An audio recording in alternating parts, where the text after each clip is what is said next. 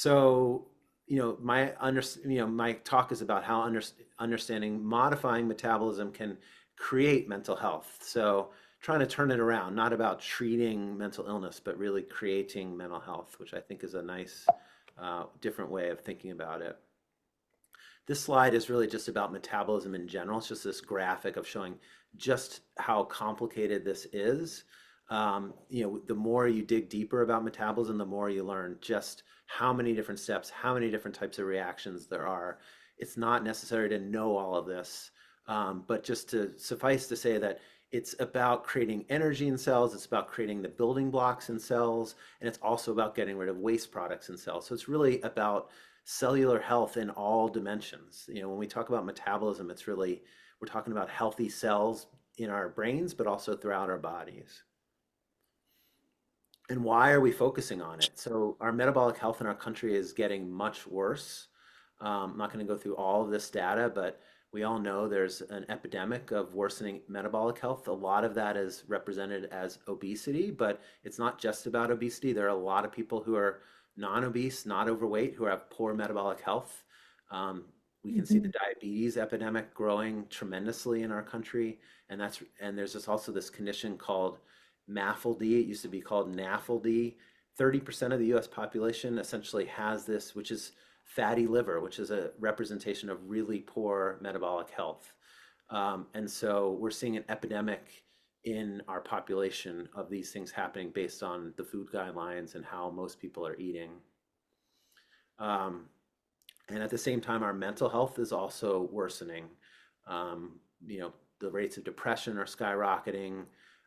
We also know that people with significant mental health conditions have a shorter lifespan. Usually, for some of these illnesses, it's 15 to 20 years shorter lifespan.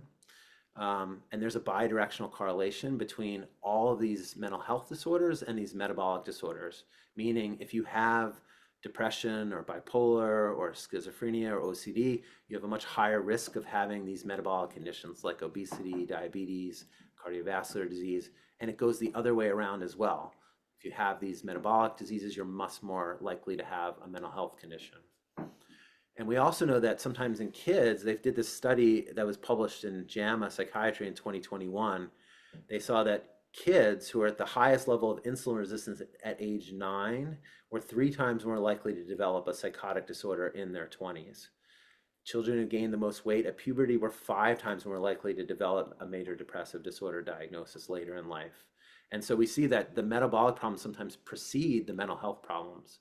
So, I mean, that's pretty strong evidence that these conditions, metabolic conditions and mental health conditions, are tightly linked. And this is just a slide to show that metabolism and weight are not exactly the same thing. The circle here on the left, if you can see my pointer, is the people who have obesity in America. And the big circle on the right are the people who don't have obesity. And the people in this dotted oval are the people that have metabolic syndrome. So, difficult, problems with their metabolism. So there are plenty of people here who are obese who do not have metabolic syndrome. And there's plenty of people in this little circle here who have normal weight who do have metabolic syndrome. So these things are correlated, but they're not exactly the same thing. And we're more focused here on metabolism than weight. And just to think about this a little bit from an evolutionary perspective, I'm not going to go through all of this, but we all have the genes essentially to make ketones. We all are born actually in ketosis. In our evolutionary history, our ancestors were going in and out of ketosis all the time. This is a completely natural state for our species. And it's exactly what allowed us to survive in our hunter-gatherer past. When hunter-gatherers, they didn't have any capacity to store food, there was no refrigeration, they had no technology to can food or store it, so they literally needed to find food every single day. And there were some days when they didn't have food. And if they didn't have food, they were essentially fasting and they were making ketones. And those ketones allowed them to stay sharp, to stay energetic, to allow them to hunt and survive. And that's why ketones exist. These are our ancient survival mechanism to live through periods without food. The ketogenic diet was invented 100 years ago someone was trying to invent what he called a fasting mimicking diet, or essentially a diet that mimics the fasting state. That's really what a ketogenic diet is. So it allows you to get the benefits of fasting while still keeping up your calories and getting all your nutrients. And so it's a pretty clever thing to do. Okay. Just really briefly about the US dietary guidelines. This is how we're being told to eat. We see all the breads and the cereals and the pastas down here, and they tell us that half of that can be refined carbohydrates, including sugars and processed flour. This is, we see fats way up at the top. You're only supposed to eat them very sparingly. They put in the same category as sweets. We're sort of, turning this completely on its upside down by doing the ketogenic diet. This is what happened when the US dietary guidelines were instituted, by the way, in 1980. You can see the rates of obesity and overweight going way up. And again, that's just a proxy for poor metabolic health. We don't care as much about obesity, but we do care about poor metabolic health. And following these guidelines is leading to poor metabolic health in our country. And people sometimes argue, well, people aren't following the guidelines, but it turns out that actually that's not true. When it gets studied, people are following the guidelines and getting sick anyway. These are the macronutrient shifts. People were told to eat more carbohydrates, and so they did. They were told to eat less fat, and they did. And they were told to eat less saturated fat, and they did. And we're in a metabolic crisis based on following these guidelines. Another slide just to show the same thing. People were reducing their level of refined grains, reducing their total sugar, reducing their added sugar, and increasing their whole grains. And during this period of time, again, skyrocketing rates of diabetes and fatty liver disease and signs of poor metabolic health.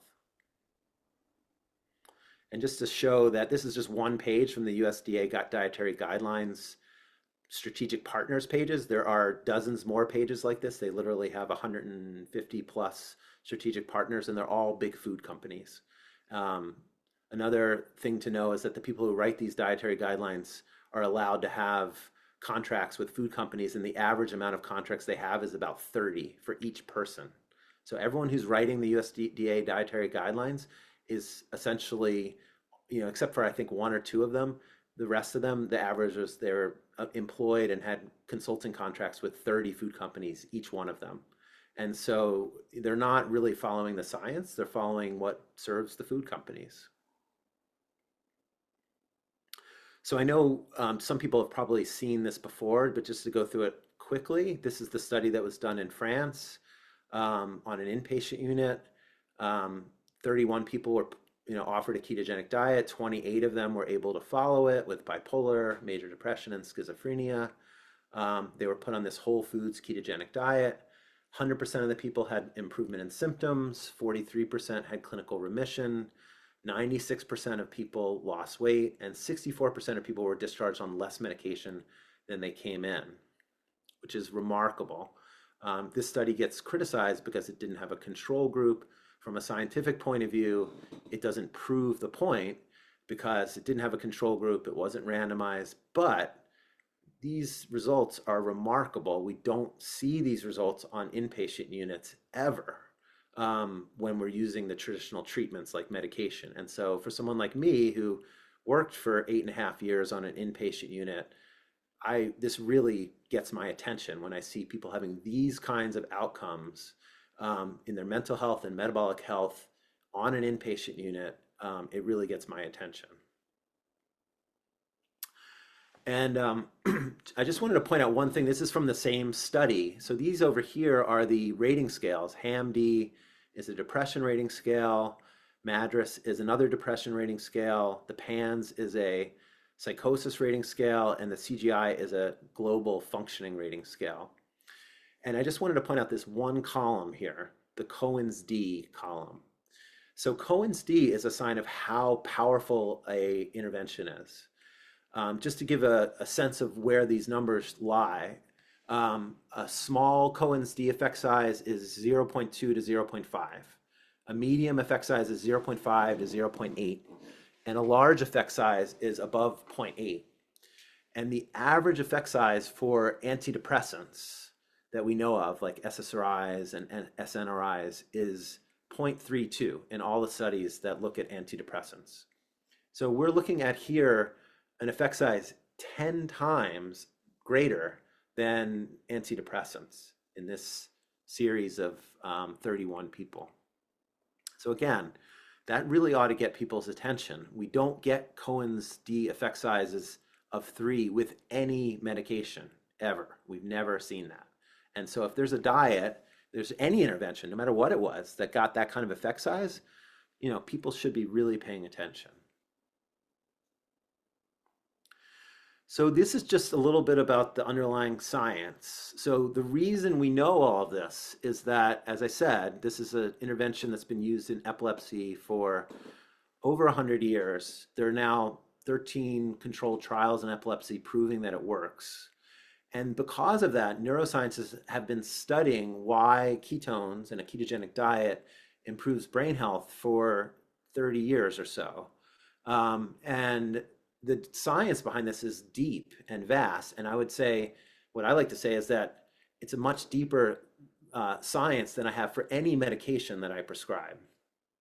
So these are some of the mechanisms, and we won't go through every one in great detail, but the first two I want to go through in a little more detail. One is that it's this alternative source of fuel hypothesis. So we talked a little bit about diabetes.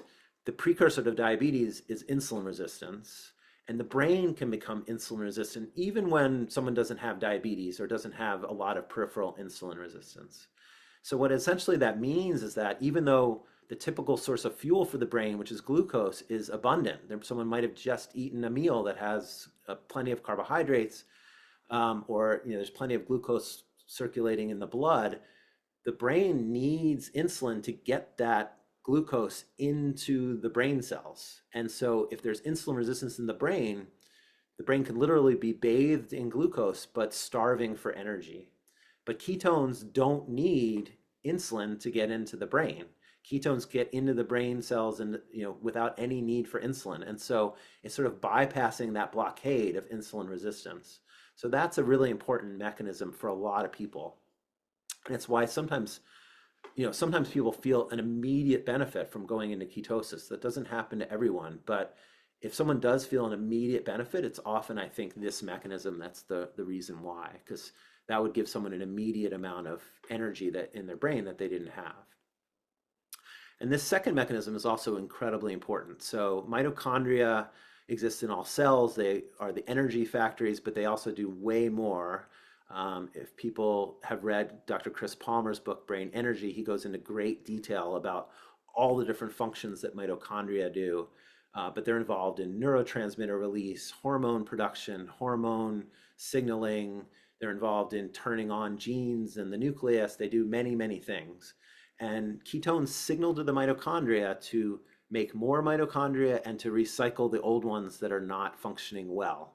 And so we're going to improve our mitochondrial health in every cell in the body from being on a ketogenic diet, but that's especially important in the brain, and we see the most benefits in the brain. Some of the other mechanisms are here. So increasing the GABA to glutamate ratio. GABA is the calming neurotransmitter, and glutamate is an excitatory neurotransmitter. This is very helpful in mood disorders to have more of GABA, less glutamate. Also anxiety disorders. We're reducing oxidative stress in the brain, reducing neuroinflammation, increasing brain-derived neurotrophic factor, which essentially tells the neurons to keep growing more connections with each other.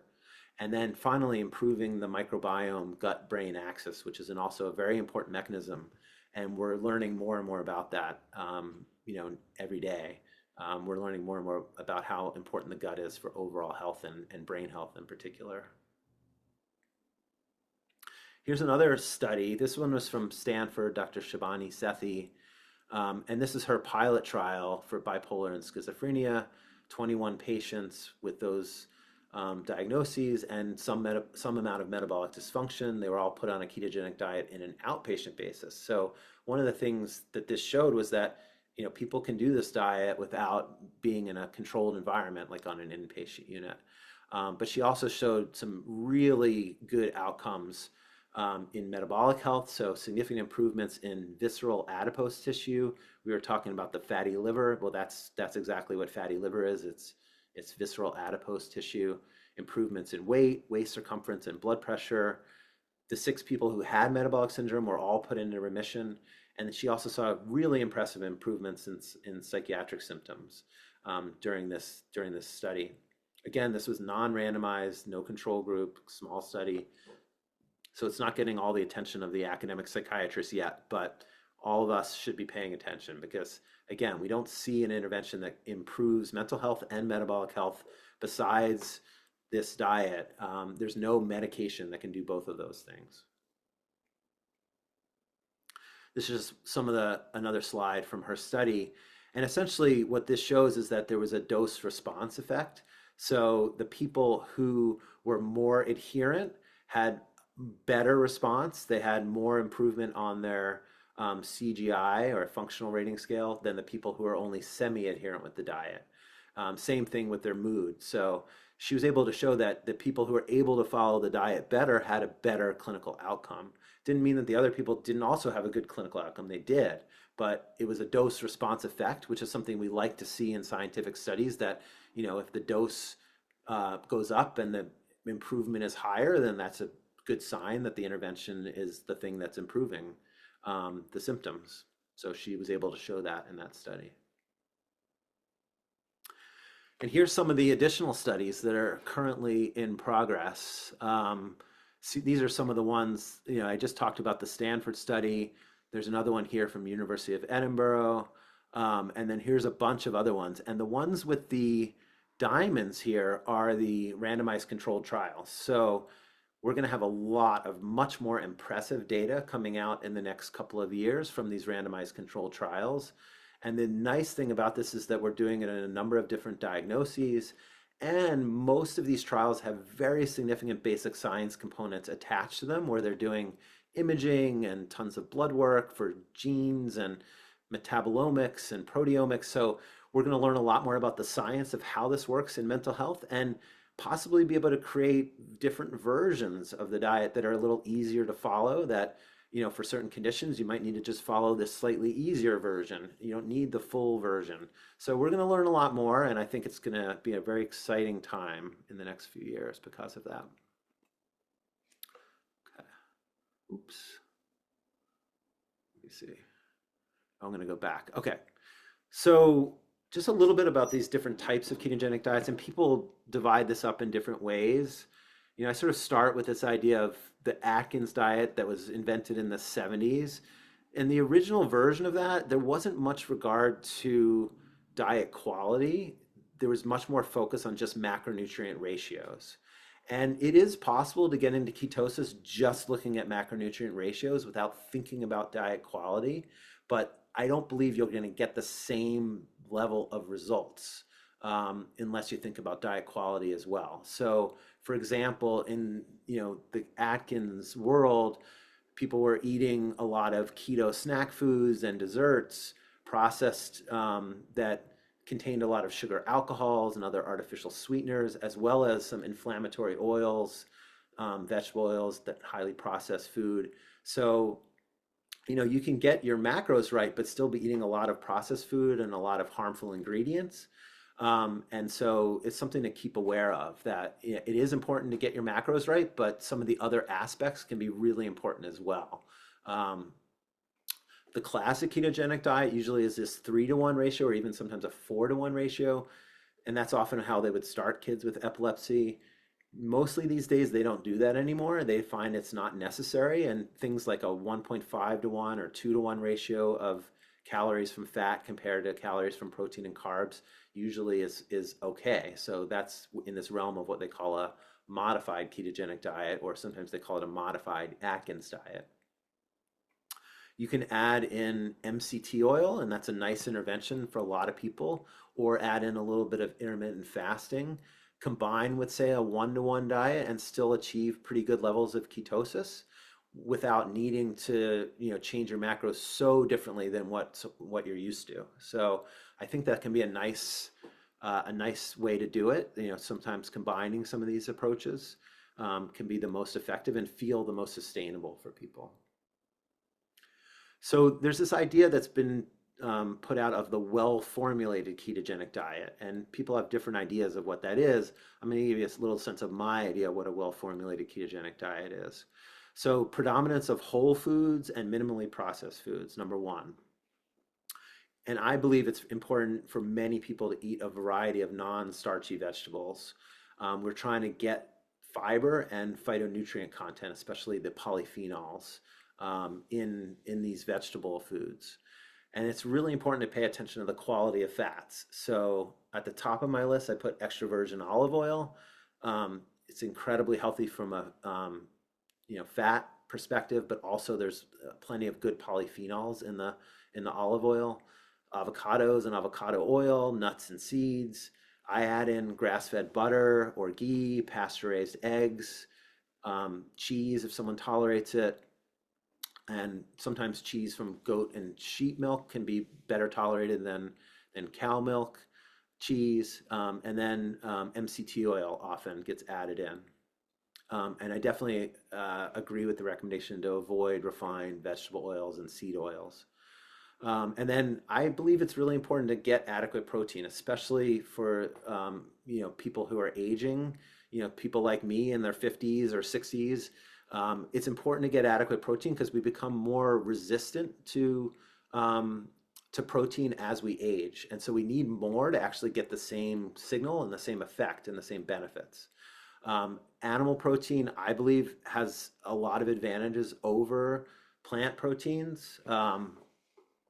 Couple of things about that. So, first of all, animal protein is more bioavailable than plant protein. So, when you eat, 10 grams of plant protein, you're only absorbing about 7 grams, whereas with animal protein, you're absorbing all 10 grams. And the reason is that in plant proteins, the amino acids are wrapped up in fiber, and some of the fiber is not digestible, and so we don't get all access to all of that amino acid.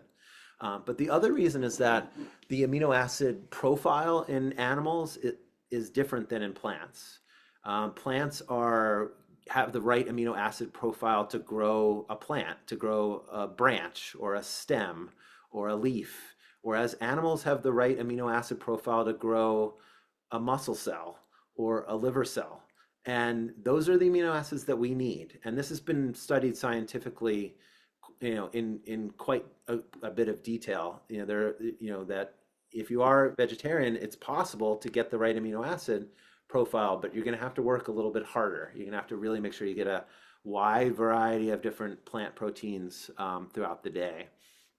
And with animal protein, it's a little easier. Pretty much any animal protein has the right amino acids for what you need. But the quality matters if it's possible and it's affordable. Things like wild caught fish or grass-fed or organic beef and poultry, pasture-raised eggs. It does make a difference in terms of the fat profile that are in those things. But I think it's also, we have to work with what we have. So vegetarian keto is definitely achievable, though it's, like I said, it's a little more challenging. And vegan keto is even more challenging, but it's doable. I know someone who does a very good version of a vegan keto diet, but really needs to work pretty closely with a dietitian to create that. So just a little bit about this idea of our relationship with food, there's this idea out there of intuitive eating that is one of the things that often people come back to me with. That if we prescribe a diet, we lose the ability to eat intuitively, and intuitive eating is very important for health. And I think there's a bit of a confusion going on, because when someone is really insulin resistant, and we're going to kind of go through that, you're really not, it's not really very easy to eat intuitively. We're really governed by very strong cravings that come out. And I'm going to talk a little bit about why that is and why this makes it hard to eat intuitively. So I'm just going to use myself as an example. Before I was in ketosis, me 5 years ago, I was eating what I thought was a healthy diet, but it was pretty high in carbohydrates and very high in fruit, which I thought was really healthy. I used to have to eat 6 times a day. And the reason that was is that, I'd have breakfast, which was mostly carbohydrates. I thought it was healthy carbohydrates because it was, whole wheat waffles or something like that. But my glucose would spike really high.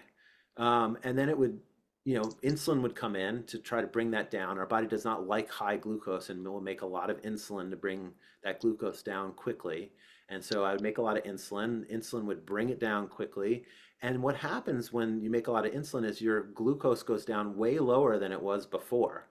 And in this period, this triggers hunger for more carbohydrates. All kinds of hormones get released, adrenaline and glucagon, things that make you feel irritable, that you can't think. And that only thing you can think about is getting more energy. And so I used to have to bring snacks between breakfast and lunch. And I would eat them. And then I'd have lunch and I'd have a snack between lunch and dinner. I used to have to do this to be able to work, essentially. Um, and then this is the glucose curve of someone who's doing a ketogenic diet. So, not a big spike of glucose after the meal. Maybe there's a little bit of glucose coming in. Not much insulin needs to be made. And the glucose level never goes down much lower. And in the background, we have fat burning going on and ketosis going on. And so, whatever energy is needed, we can always pull out energy reserves from our fat cells, use the fatty acids, turn those into ketones, and we always will have energy at the ready. There's no need to eat all the time. It's easy for me now to skip a meal if I need to, or if there's not anything that I want to eat or that I think is healthy to eat. I can skip it and I can work, no problem. So this is sort of like this energy roller coaster. And when someone's on this roller coaster, it's not possible to eat intuitively. If someone's in this metabolic flexibility situation, intuitive eating becomes much more possible within the guidelines of what keeps someone healthy.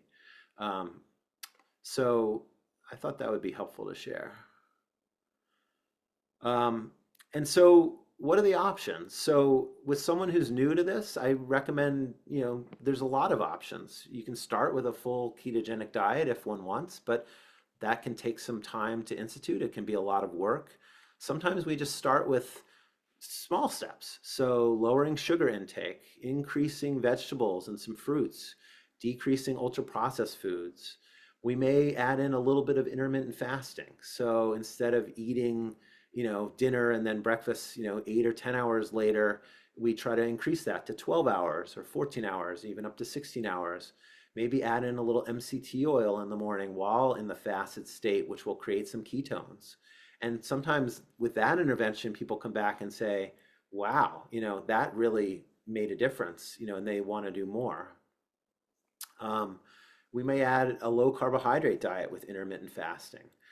That combination can be enough for a lot of people. Just a little bit of fasting, maybe 14 or 16 hours a day of fasting, and then lowering carbohydrates, not necessarily down all the way to a ketogenic level, but just down to, maybe 50 or 75 grams of carbohydrates a day.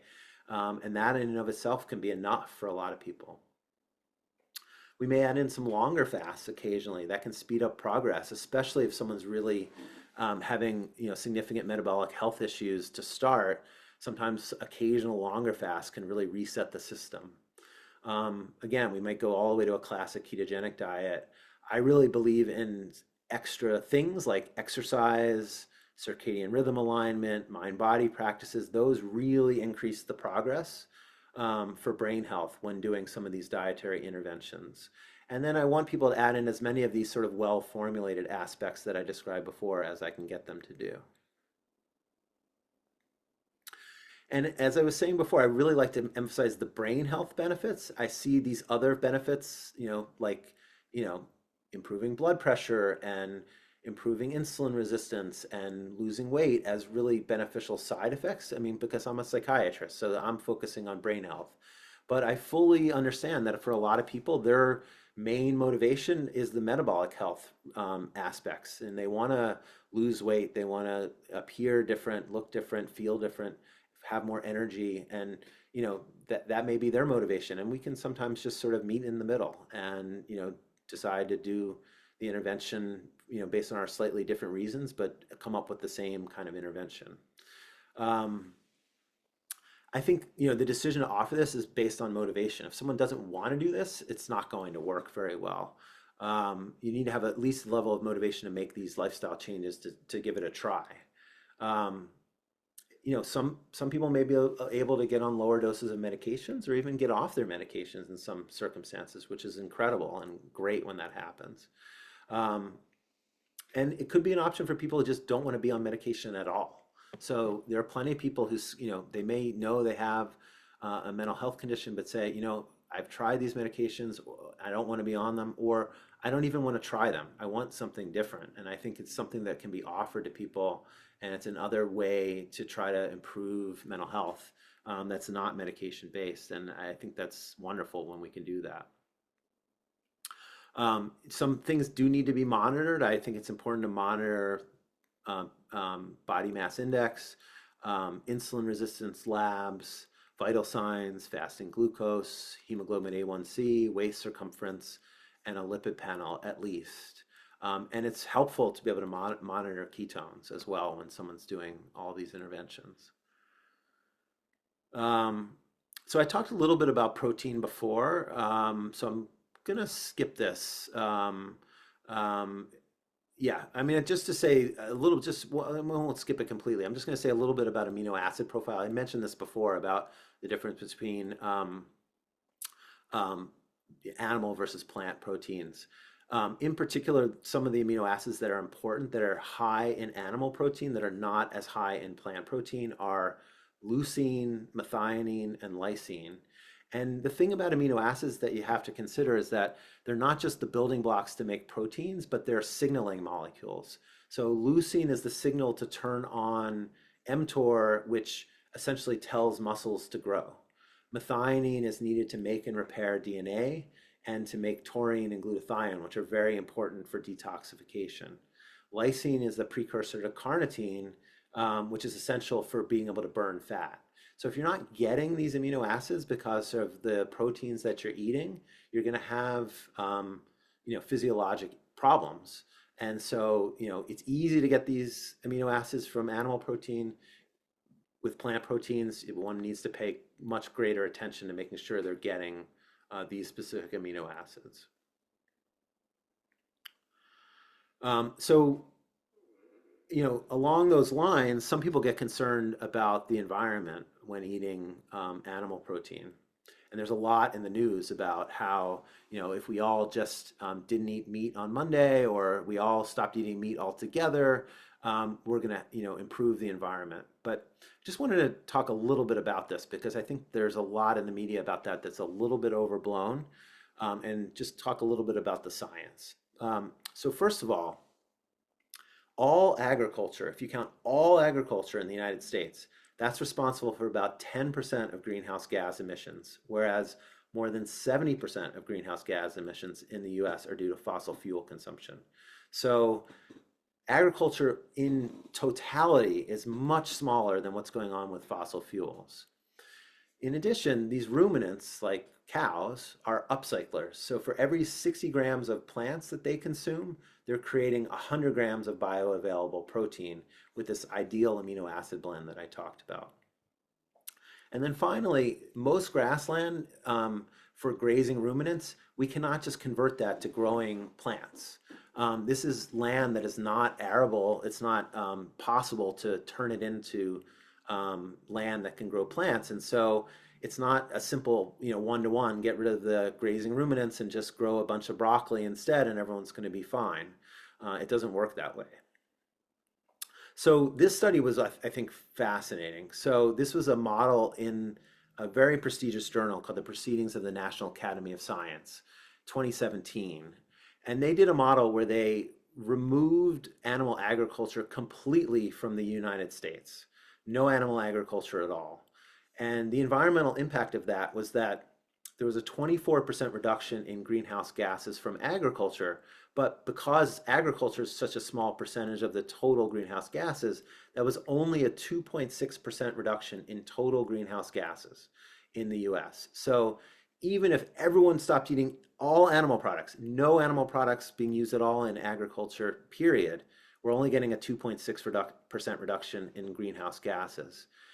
this produced 23% more total food, but we were not able to meet the population's requirements for essential nutrients, especially essential fatty acids and amino acids. So we couldn't feed the population despite making 23% more food and only getting a 2.6% reduction in greenhouse gases. So I think that's illustrative of sort of, that that's not going. We do need to work on our environment.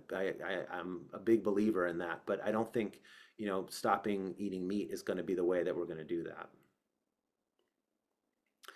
And then I have a little bit of information about these new weight loss drugs. I'm not going to go into all the details, but these are things like Ozempic and Wegovy, and there's the new one, Mounjaro. Um, these are really interesting. In my preference would be that people don't need them, but I've also seen them be really effective for certain people. It's very, very important if someone's taking one of these medications or considering taking one of these medications to make lifestyle changes along with taking these medications.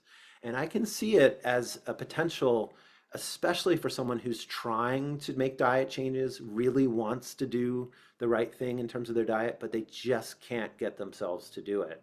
Sometimes these medications can be really helpful for maybe a 6-month period of time to allow someone to make the lifestyle changes that they want to make, and then hopefully to taper off of the medication after that while in a ketotic state. So that would be the ideal use, in my opinion. Um, People are talking about using these medications for mental health. They do have effects in the brain. I think we're going to learn a lot more. There's some positive looking signs about what they can do for mental health, and there's also some really negative signs about what they might do to mental health. And I think the whole story hasn't been told yet, but I think there's something that could make sense for certain people at certain times, but I really don't like the trend of huge percentages of our population using this, eating the same diet, just eating less of it because of another medication that they're taking, which really can cause some pretty significant gastrointestinal side effects. So then I'm just on to references at that point. So um, I'll just scroll through those a little bit. And that's kind of the end of my formal presentation. So thanks everyone for listening. I appreciate it. Um, I'm going to stop my screen sharing so we can all see each other better. And I know Thanks. there, yeah, my pleasure. I know there were some questions submitted beforehand, so should I go into those first? Absolutely, yes, Yeah, yes. I would love for us to cover as much as we can of those. And obviously, everyone is clear that this is not a personal advice, and it's yeah, just your general perspective on the matter. And if you have them pulled out, you can we can yeah. ask that way, or if you want me to read them, I have them as well. Um, well, yeah, why don't you read them? That's fine. Okay, Yeah, yeah. sure. Okay, so the first one is the keto diet beneficial for insulin-resistant individuals who have polycystic ovarian syndrome? Yes, because insulin resistance is a big part of the pathophysiology of polycystic ovarian syndrome, and the ketogenic diet is probably the most powerful way to reverse insulin resistance. And so there are plenty of case reports of polycystic ovarian syndrome getting better from ketogenic diets. I think it's probably the best thing you can do if someone has polycystic ovarian syndrome would be to do a well-formulated ketogenic diet. I think likely have very good response to that. Awesome. Yeah, great. Thank you. And then the other question is, it seems so often symptoms or general wellness gets worse before it gets better. Is that a common occurrence, or is it more likely due to electrolyte imbalance? Yeah, that's a great question. So, I mean, it can be both. So initially, when someone is first going into ketosis, there can be some, significant electrolyte imbalance issues. And, I always recommend, if possible, to go into ketosis slowly rather than immediately all in one day. So a classic sort of way to do it might be eating one ketogenic meal a day for the first week, and then maybe doing a second ketogenic meal a day for the second week, and then doing maybe all 3 meals a day, starting at week 3. And then if someone's doing that and really watching how much fluid they're taking in and eating adequate amounts of salt and electrolytes, we can sort of avoid the electrolyte issues. Mm-hmm. However, this idea that sometimes people don't feel so well for other reasons still is there. And it doesn't happen to everyone, but definitely for some people that can happen. It can be a variety of things. I mean, I think for some people, if they're really not used to using fat for fuel, it can take a while for the body to become adapted to using fat for fuel.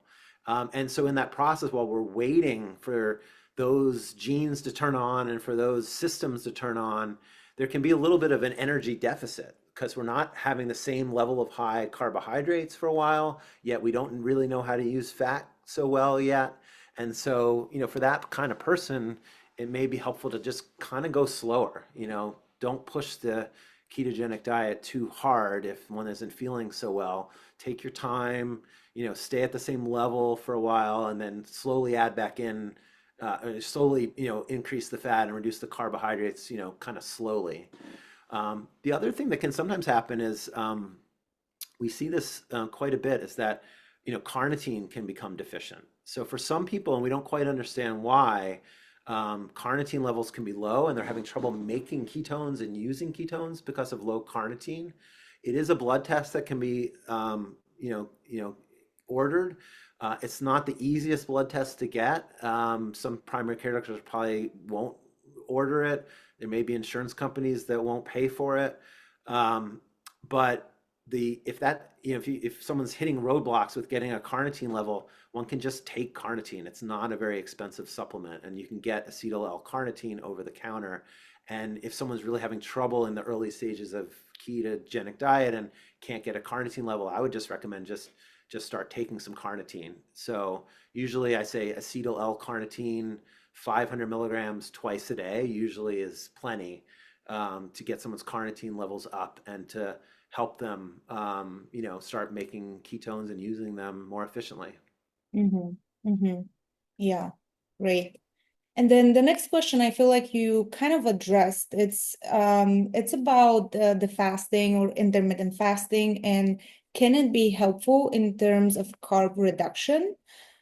Um, Especially in the beginning. Do you recommend that? Like, what's your process, I guess, with someone who's just starting off? Do you recommend the fasting right away, or do you normally, I know you spoke a little bit about that, you increase it as time progresses. Yeah, I think it's pretty individual. Some people that might be, one of the earliest interventions that we do, even before doing a ketogenic macronutrient plan, we may start with just doing a little bit of fasting. And it can be a nice jumpstart for metabolism for a lot of people and can, sort of begin the process of reversing insulin resistance. It can begin the process of improving mitochondrial health. And for a lot of people, it's a lot easier to do than changing everything they're eating. So, it's essentially makes your life more simple to fast than, rather than changing everything. So you can eat the same foods, but just, let's for say example, skip breakfast or just have some MCT oil instead of breakfast. And so that's, makes life kind of easy. You don't have to shop for breakfast, cook breakfast, clean up your dishes. You just have MCT oil, say, in your coffee. And it's a great way to jumpstart the process, make some ketones. So I think it's a nice way to ease into things for a lot of people.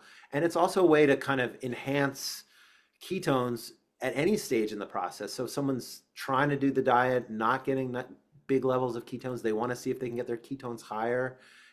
Maybe adding in a little bit of fasting could help them do that. But one thing to keep in mind when someone is doing fasting is you really do have to make sure you're getting enough protein. And I talked about the importance of protein before, and it's harder to get your protein needs met if you're skipping one meal a day. It's even harder if you're skipping 2 meals a day. And so really paying attention to protein is very important if someone's engaging in a fasting regimen. Yeah, yeah. Amazing. Okay. And then the next question is a little bit wordy, so I'm gonna put it in the chat, but I think it's very relevant. Also, it's in terms of de-prescribing, and I feel like so many people can relate to that, and I hear it oftentimes.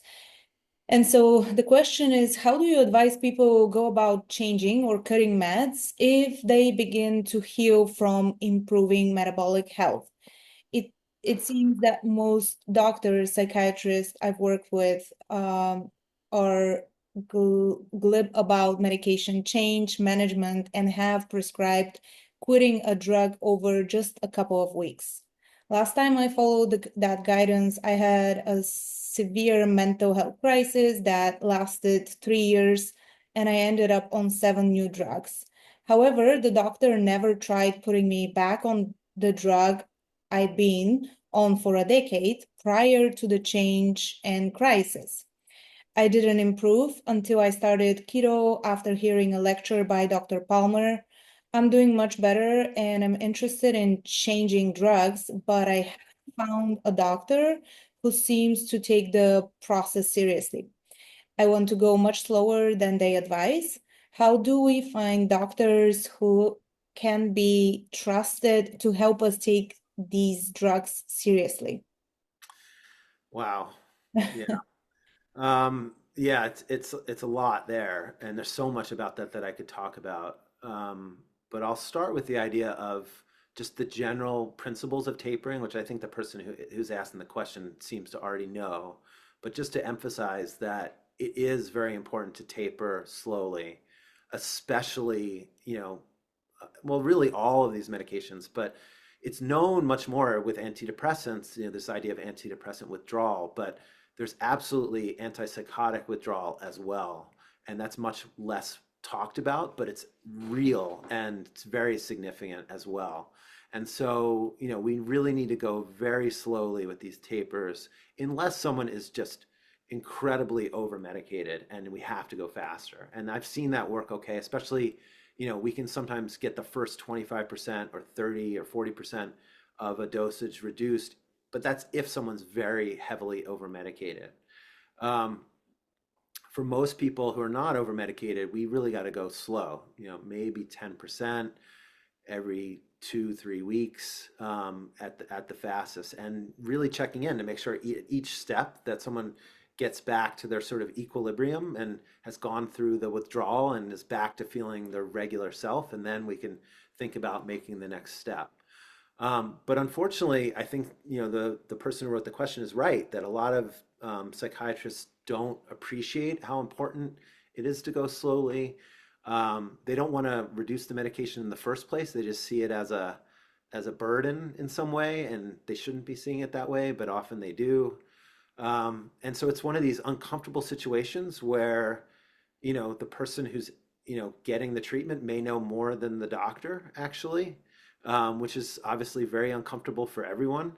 And it's a tough situation. I don't really have great answers about how to handle that, except that, maybe ask around in your community, are there open-minded doctors? That maybe someone knows someone else who sees a doctor who is more open-minded, who has more of a sense of how to taper, or at least how to even have a partnership with their client, with their individual, about how to undertake something that their individual wants to do that maybe the doctor doesn't want to do, but needs to be able to listen. So, I mean, I wish all the doctors were able to do that, but I think they're probably more out there than we think, and we can just do our best to try to find them, I think, Mhm.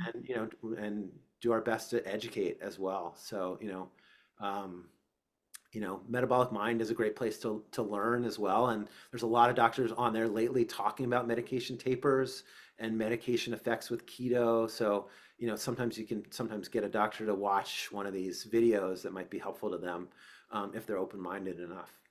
Mhm. Mhm. Yeah, awesome. Thank you. And I Yeah. really want to be mindful of the time here. And I know we're close to the 1 hour mark. So do you mind sharing with us a little bit about the work you do at Accord and maybe if you're one of those prescribers that have ability to accept new patients, or what is the situation there in terms of your work currently? Yeah, good question. So, I work in three different settings. I have a private practice. I have work at Ellenhorn, which is not focused on metabolism, but is a psychosocial rehabilitation program. And then I work at Accord, which is this new metabolic for mental health program that's residential. It's in Massachusetts.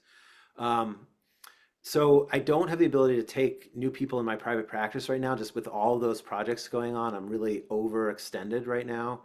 And I'm trying to focus on doing a little bit of training of other providers, doing some CME courses through Metabolic Mind. Um, so I wish I could say, I could start working individually with everyone who wants it.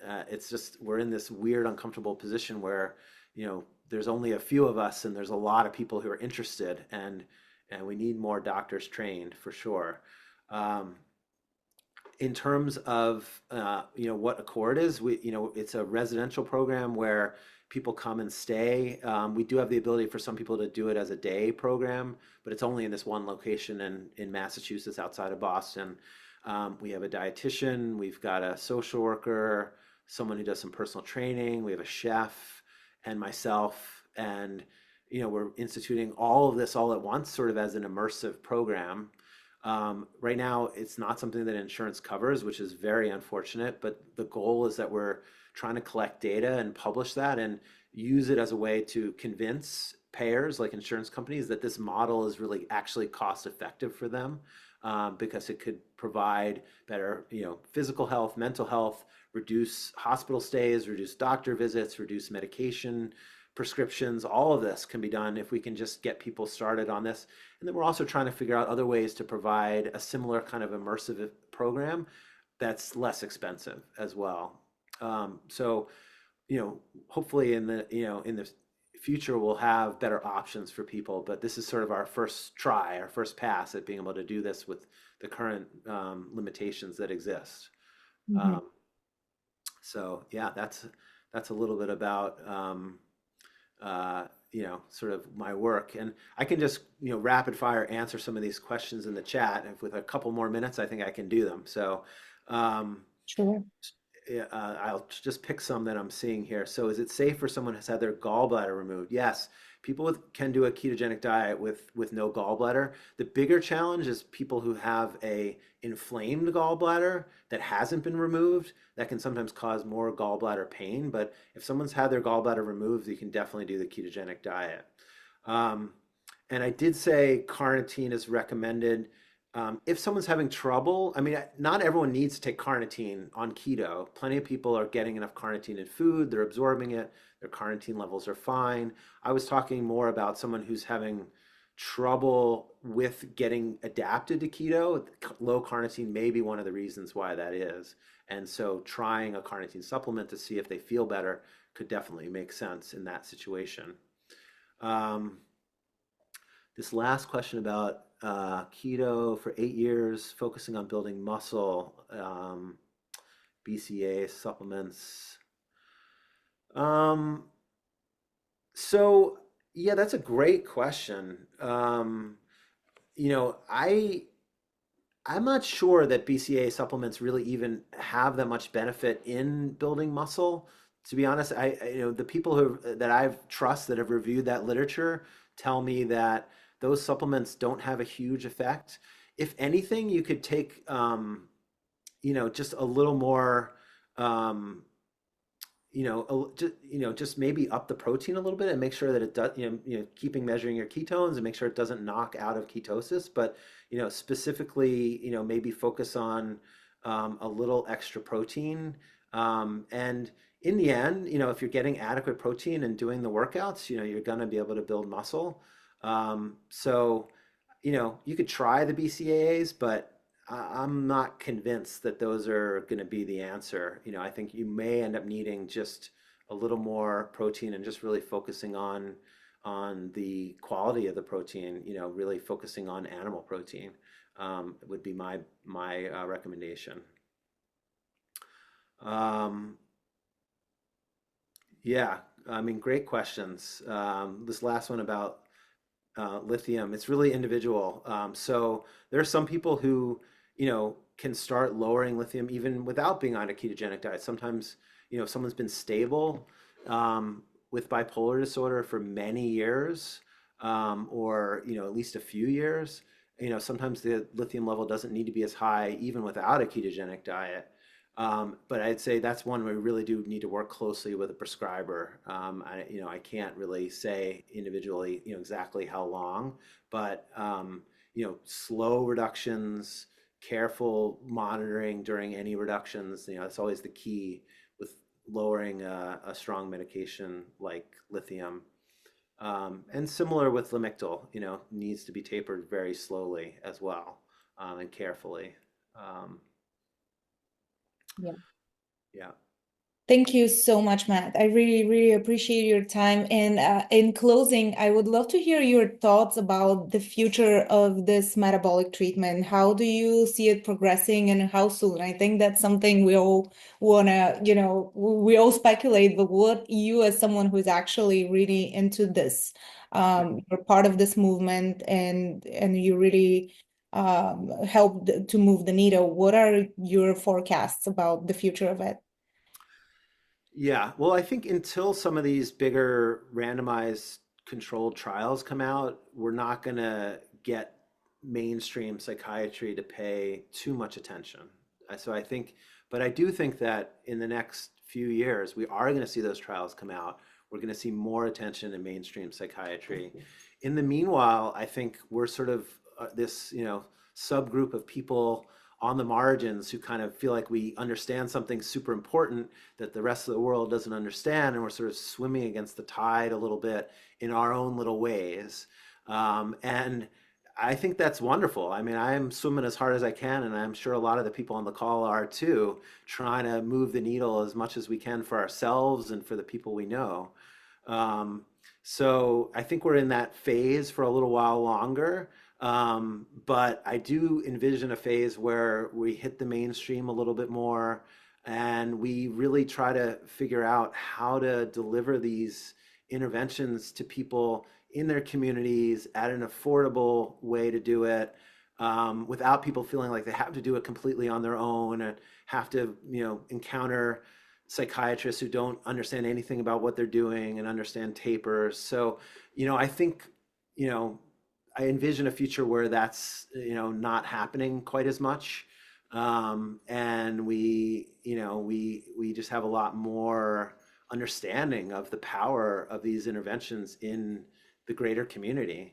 Um, so I'm hoping to be a part of that. And, I think, like I said, with Accord, we're starting with this residential immersive program, but our goal is eventually to bring this to people in their communities in some way.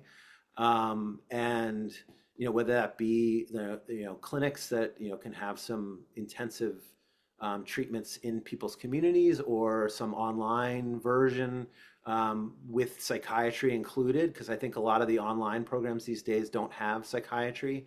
But I think that, that's obviously an important part of it is having psychiatry included as part of the package so that, while someone's doing the interventions, there's also attention being paid on the right medications for that intervention at that time. So I'm hoping to be part of that over time. Yeah. Amazing. Yeah.